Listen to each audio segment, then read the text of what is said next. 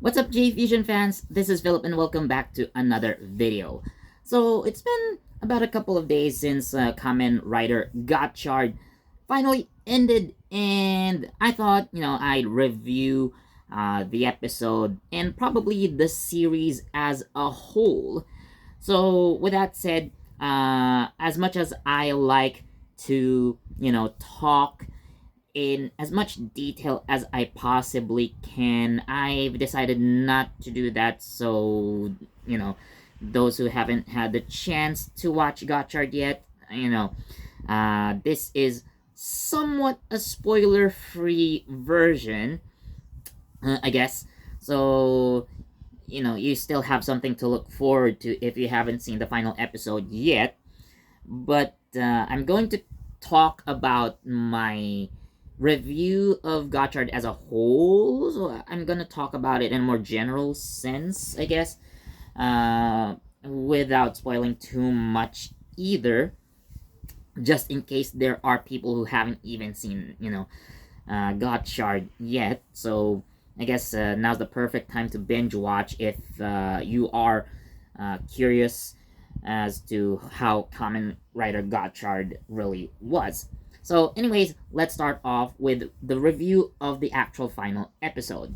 So, basically, continuing from episode 49, so Grion finally transforms into Kamen Rider uh, Eldora and turns everything into what, he desired, basically.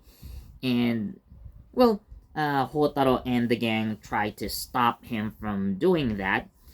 Well, of course, in a general sense, yes, you kind of see it coming that uh, Grion was to be defeated anyway. This is the final episode, so it's not a spoiler. It's, a given for any, show that the heroes win, they save the day, and yeah, the big bad goes down.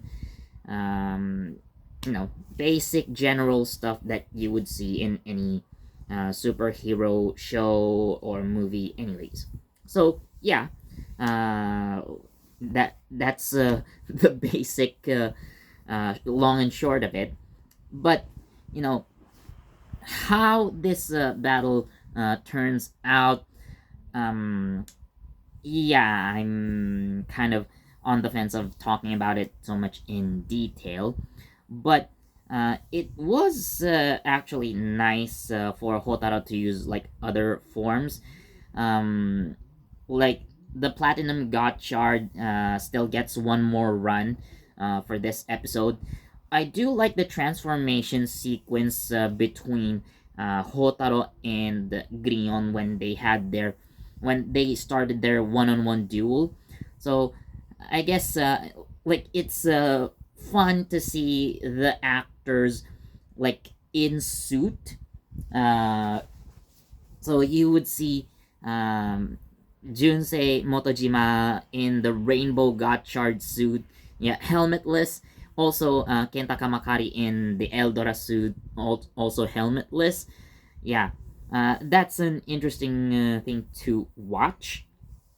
So, uh, let's talk about some things that I like. I guess I really wanted to talk about regarding the final episode.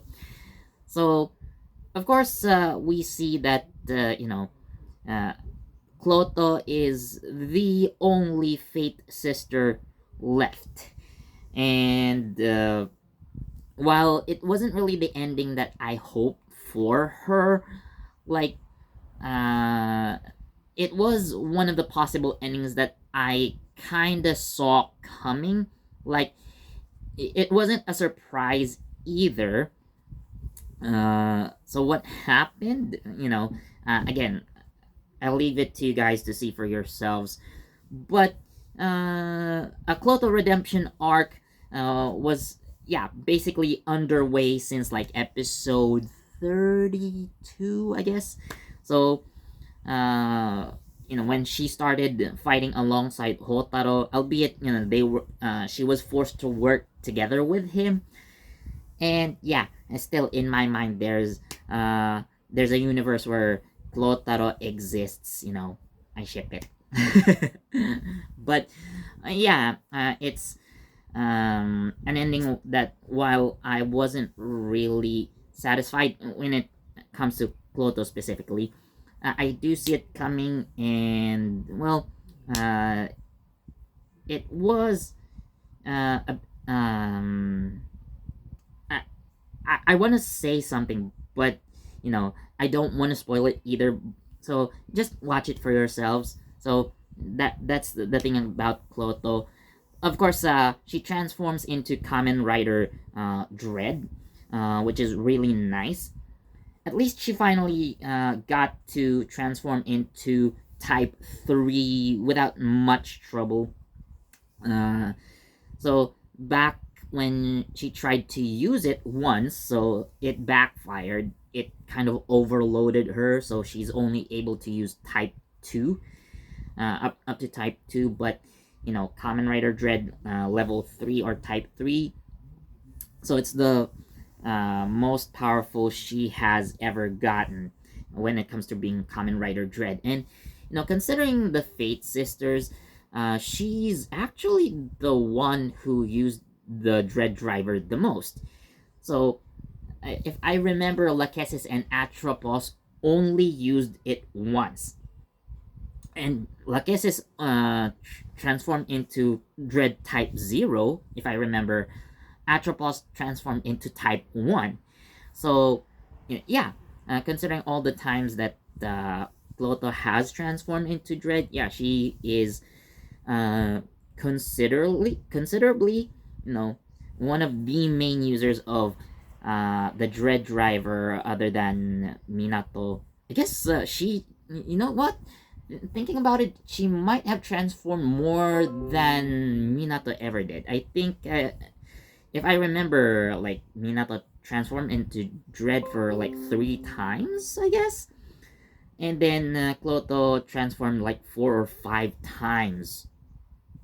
Correct me if I'm wrong, but yeah, considering the events of the final episode, I think Cloto has become the main Dread user. Think about that. But in terms of other characters, so let me talk about them in. So let me talk about I guess the minor characters first. Well, not really minor, but I want to talk about Sabimaru and Renge. So, of course, they never transformed. Well, technically, Renge is the only, well, I guess one of the you know alchemy students who never transformed. But Chi and Sabimaru, they had their own way of fighting.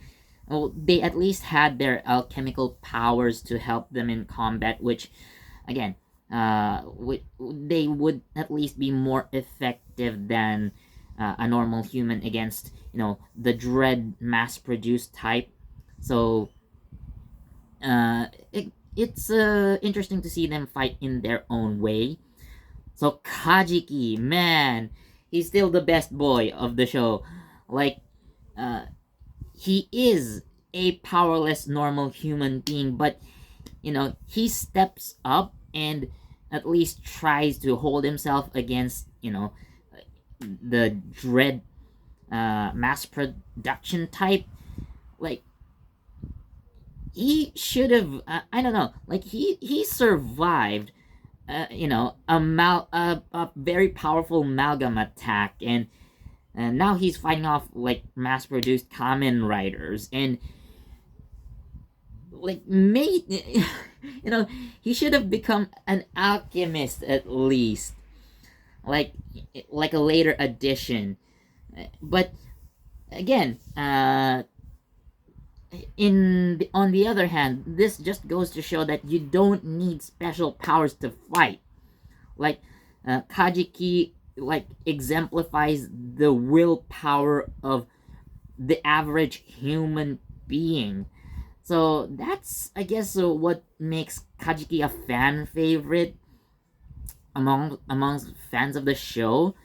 Like, his character arcs were really really good, and again, it makes at least me want to wish that uh, he had been taken in as an alchemy student, and maybe gave him a chance to transform into Kamen Rider even at least once. You know, so but that's just me.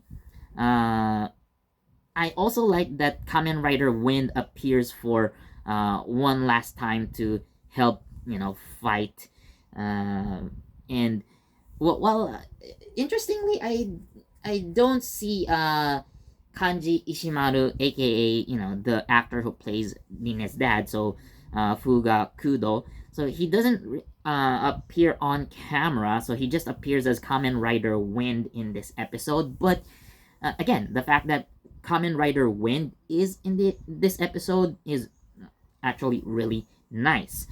So of course, being Dina's dad, so he helps her, so they kind of form a tag team.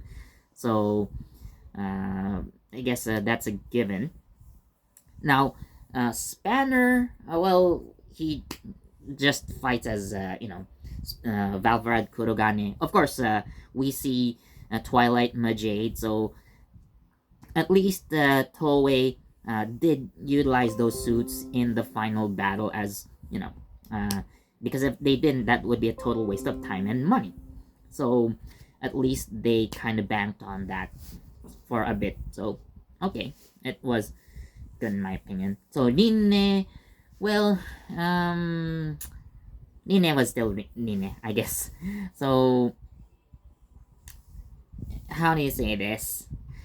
Like, of course, she is, the secondary writer. She's the main girl of the show, and yeah, many people see her as Hotaro's love interest, or at least, that's what people hope she would be.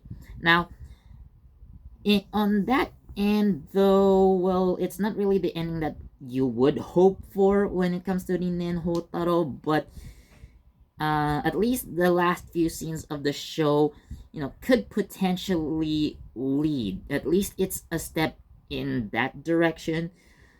It's open ended, but there are, it is a possibility.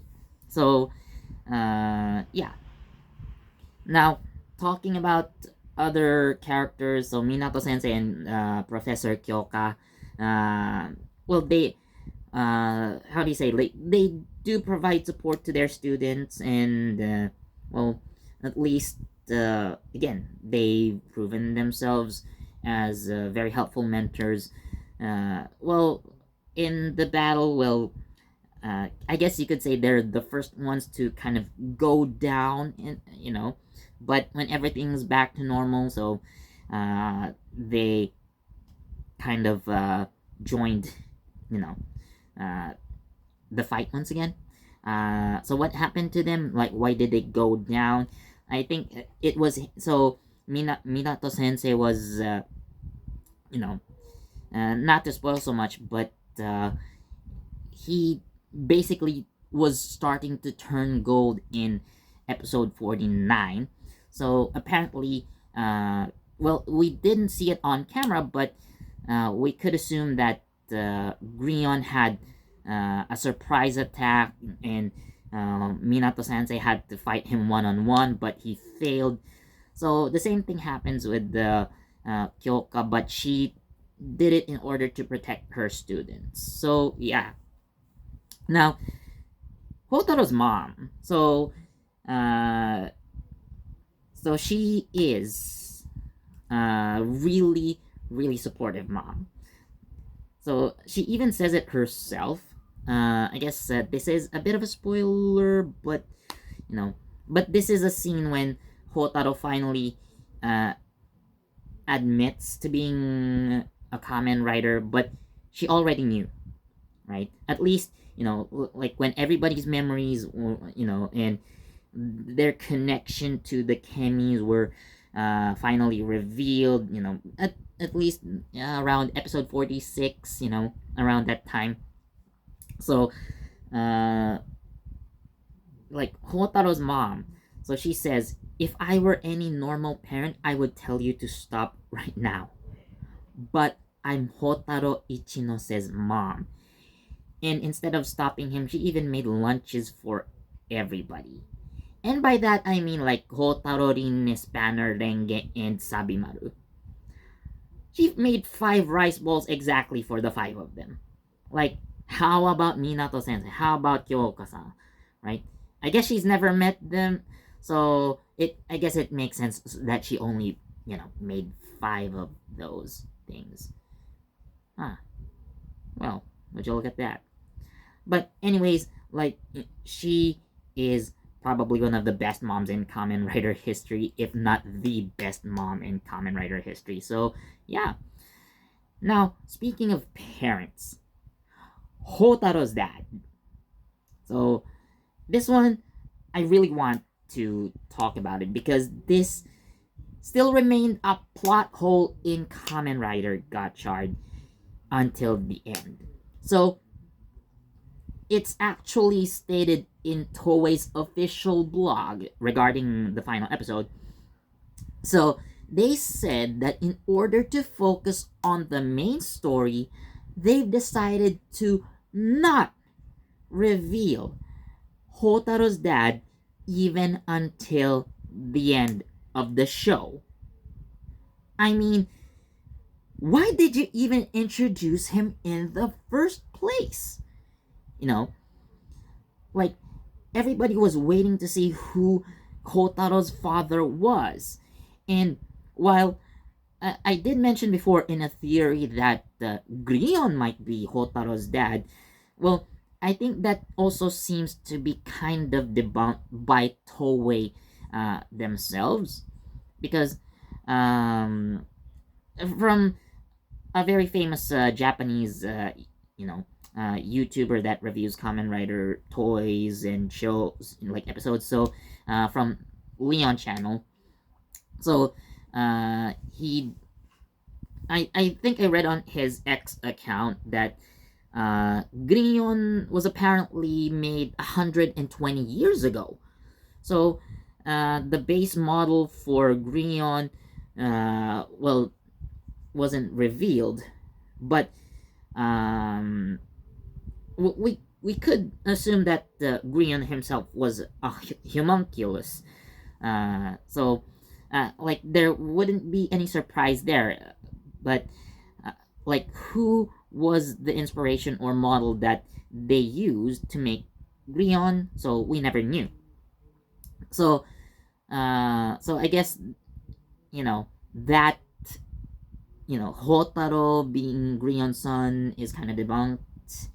So, but there is still some, like, Hotaro's dad still may have a connection to, the alchemy organization. Like, he could have been an alchemist more or less on the same level as Fuga. I'm not gonna be surprised if they knew each other. But Hotaro's dad sounded like a really important character. Like, what is his connection to the alchemical society, right? So, we could assume that during Grion's invasion of, like 10 years before the show, so Hotaro's dad may have been involved in that, and whatever happened to him, like, we never knew. It was never revealed. So, I think this serves, as an opportunity for either a V cinema, or maybe we get to know him in the winter movie when Gotchard finally teams up with Kamen Rider Gav.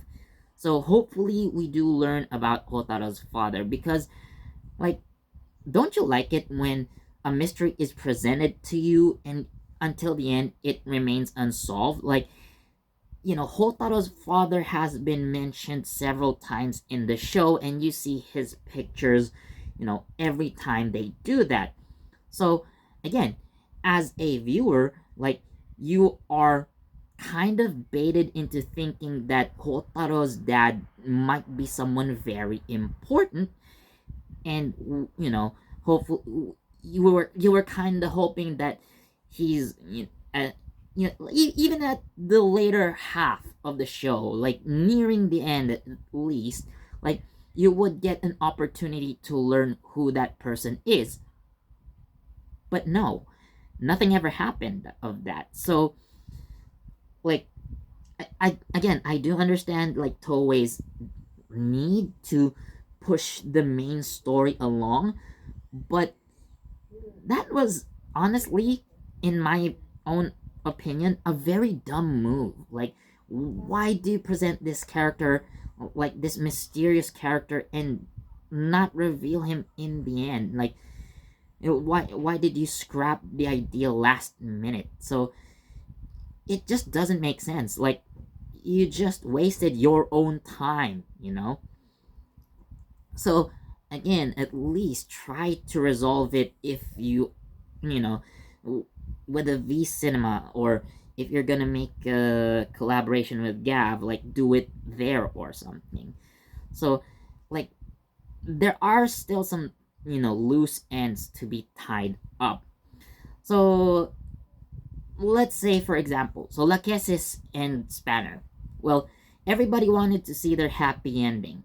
Now, there are so many people who are kind of hoping, like Japanese fans and non-Japanese fans alike. Like, I see them, like, hoping for a spin-off where Spanner uses alchemy to bring back Lachesis, but I would imagine, like, that would just end up in misery, or that would just end up wrong. And I, for one, like, instead of so let's say this happens, right? So uh Spanner tries to bring back Lachesis through alchemy, and tries to make um you know a copy, or a new homunculus based on her. But again, it fails. So he has to fight her and destroy her before everything goes awry. And, like in the process of creating this new Lachesis, like, this leads Spanner into a dark path. But again, in order to stop his creation, so he has to stop her anyway. But in the end, instead of making a new Lachesis, what if Spanner meets the person, or the human, who Lachesis was based on? And then you have your happy ending. You know, uh, so that's how I would imagine, a Spanner Lachesis spin-off would be. So, now, in terms of spin-offs, like, well, I guess a lot of people wanted to see Hotaro and Nine, end up together. So I don't think a V cinema for that is necessary. Maybe in the summer, or no, not the summer movie, but the winter movie this year, again, when they team up with Kamen Rider Gav. So even though at least implied that they have moved on to being more than just friends, I guess. So yeah, at least that's what I'm hoping. Like, it doesn't have to be really explicit if you're going that route, but I think more fans would appreciate it if they do. So, I guess. Or, like, if we're going to see, like, future Hotaro and future Rinne. So, uh, future Hotaro's actor, so Daigo, like, I think he did say that if there is going to be a future Rinne, so he would want his wife, so Keiko Kitagawa, to play that role. So wouldn't that really be nice? So a real life couple, uh, so playing future Hotaro and Minen. I mean, yeah, I would want to see that too, honestly. Maybe if we were gonna make a V cinema out of that, yeah, I think that would be a good idea. And you know, and that would be also a good chance for Keiko Kitagawa to return to Toei. So if you don't know who Keiko Kitagawa is, so she is a really popular actress in Japan. But in the year 2000, so she was in a Toei tokusatsu, which is the live action Sailor Moon. So she played Bei Hino, aka Sailor Mars. So yeah, she kind of had her roots with Toei as well before becoming really famous. So again, imagine her with her actual husband playing a future Hotaro and Mine in this new and better timeline. So yeah, I really would like to see that personally. Now, in like other aspects of the show that, or so now I guess we're moving on to the review of the actual series itself. Now, I do understand like a lot of people not liking Gotchard because I would agree that it's all over the place. But for the episodes that I loved, at least, so very amazing episodes, by the way, like episodes 9 and 10, 30 and 31, I guess. So, so episodes 9 and 10, by the way, so this would be the Kyoto arc. So, this is where Kajiki meets Hijiri. It was an it was an amazing set of episodes. What else? So the Romeo and Juliet arc. Uh, so the 100 invasion was actually a really nice addition. So they finally tied Kamen Rider Legend into the actual series. So uh, and how do you say it? Now, uh, I don't know if any of you like the Legend or not, but again, having him participate within the show proper, like give him more exposure and actually giving him a power up, I think was done quite well in my opinion. While he became quite the focus, I kind of get it, but seeing him work with Hotaro, it was really nice. And again, like episode 45, 44, 45, I guess. Yeah. So another Kajiki Hijiri episode, but very well done. So yeah, Sabimaru's arc, like, I do love it. So his introduction, or rather, Sabimaru being forced to become Kamen Rider Dread. So, it was actually well done in my opinion. And then when Sabimaru defeated Kamen Rider Dread without transformation, uh, like again, Sabimaru shows us that he can be a badass, you know, even without becoming a Kamen Rider. And like I've said before when I reviewed, I believe it was episode 42. So it was basically Sabimaru defeating his own demon, in the form of Kamen Rider Dread. Because, you know, if you guys look back, so becoming Kamen Rider Dread was a bad experience for him. He got over that. Well, I wouldn't say trauma, but he was able to get past his, past, uh, and overcome his own darkness. And again, that was just really well done. Now, overall, I would say Kamen Rider Gotchard is, well, mid. Like, again, I do enjoy the parts that I have enjoyed. Like, it was really, really well done, but some aspects, like, for example, uh, there are so many potential forms that Gotchard could have turned into. There are so many cards that weren't even explored, like what do they do and stuff like that. So no, they all just remain concept art that you probably could check out on Toei's official website. Like, oh, here's how Gotchard would look like if he used these combinations. Like, we wanted to see them in the show. I do understand that because there are so many forms, like it is going to cost a lot to make the costumes.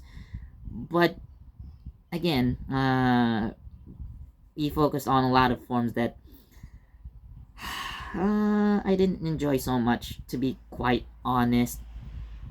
Like, I didn't like most of Gotchard's forms. Like, if I were to pick favorites, like, my top three would be Platinum Gotchard, um, X Rex, so Super Gotchard X Rex. I would say, well, Rainbow Gotchard is decent for a power up, but it's not one of my favorites overall. Like, it is a nice power up. It looks nice. And what else? Actually, like, I prefer the Fire Gotchard or Gotchard Daybreak more than so Gotchard Daybreak, not the Fire Gotchard, but Gotchard Daybreak more than the actual Gotchard suit. Again, probably the color that appeals to me even more. And Gotchard Daybreak's power up in the movie, I guess I need to add that in, even though I've actually I haven't seen the movie. Now that I think about it, but you know, I think it was okay, right? No, actually, it really looked nice. It looked better than Miracle Gotchard. So yeah, I think those are the five suits that I would say really look nice. Now, speaking about the other riders, so I want to talk about Majade. So I think she got the shortest end of the stick here.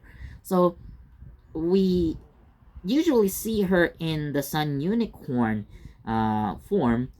We do have the the Luna Cerberus as an alternative form. I wouldn't say it's a power up. It's just an alternative form, like how forms like you know Needle Hopper or sorry Needle Hawk and um, like Fire Kong. So those kinds of forms for Gotchard, like Ant Wrestler, and stuff like that. So they're alternative forms, not power ups. So that's how I see it with Majade's case as well.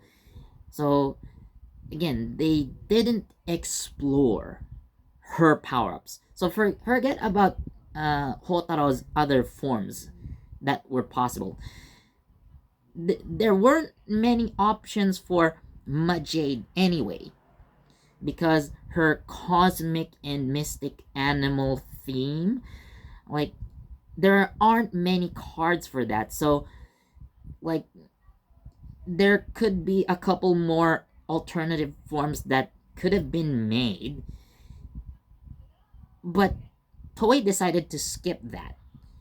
And the introduction of Twilight Majade, I guess, plot wise, well, you could say it might have made sense if Toei decided to add that at a very later uh, episode. But I guess they really wanted to use Atropos' character a lot more, because Atropos basically is an important part of Twilight Majade. So I guess it kind of makes sense, but yeah, at least we could have had a different form earlier. Now, in terms of Spanner getting his upgrades, now we could say that Kamen Rider Valvarad, not Valvarad Kurogane, is a power up in and of itself. So again, going back to Machine Chaser, from Kamen Rider Drive, they had very similar styles.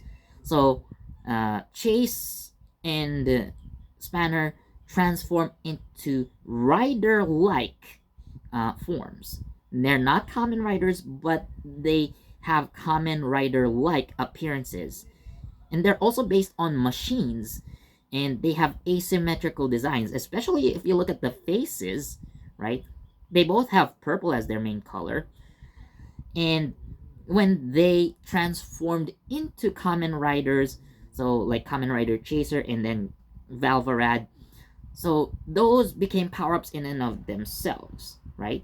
So like if you look at it, Spanner could have been treated as the secondary rider in that case, but Toei being Toei, like I don't mind Majate being the secondary rider, but how they treated Valvarad, he looked more like a secondary rider, right?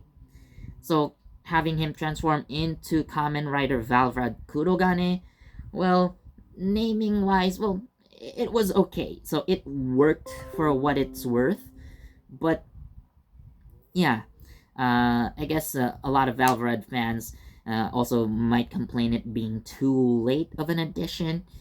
So, you decide if it's a good or not.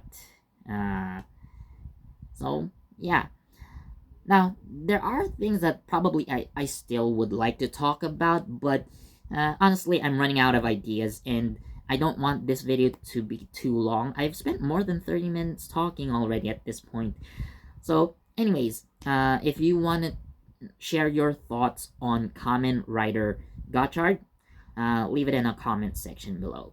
So, in my opinion, Kamen Rider Gotchard finale, I'm gonna give it a 3.5 out of 5.